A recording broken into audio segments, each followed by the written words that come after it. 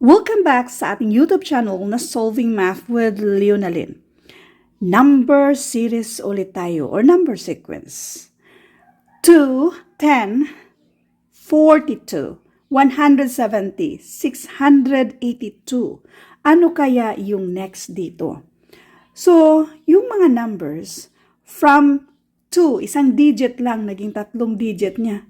Na yan siya. So, biglang taas. Kapag biglang taas, kadalasan kapag mga ganito, malamang siguro mag-multiply tayo. Ang tanong, ilan kaya yung i-multiply natin? So, para may idea lang tayo, pwede yung 10, i-divide natin sa 2, that is 5. So, kung i-divide natin itong 42 by 10, that is 4.2 or 4 siya na may sobrang dalawa. Kapag ito namang si 170 na i-divide natin sa 42, ilan man to?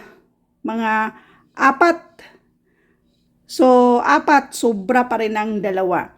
So, anyway, kapag ganyan, in other words, since hindi siya exact, yung sobra na yan, therefore, since mga 4 lang siya ba, ito lang ang naiba. So, therefore, itong si 2, pwede natin yang i-multiply by 4.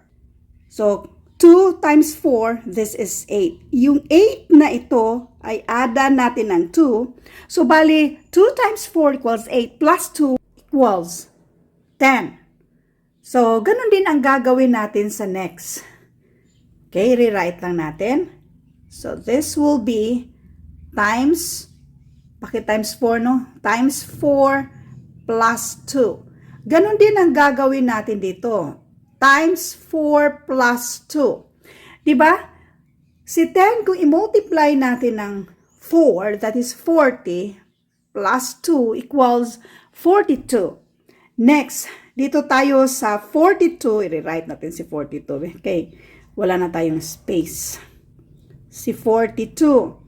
So, kung si 42 naman ay i-multiply natin ito ng 4, this will be 168. So, kung si 168, ada natin ng 2, that is exactly equal to 170.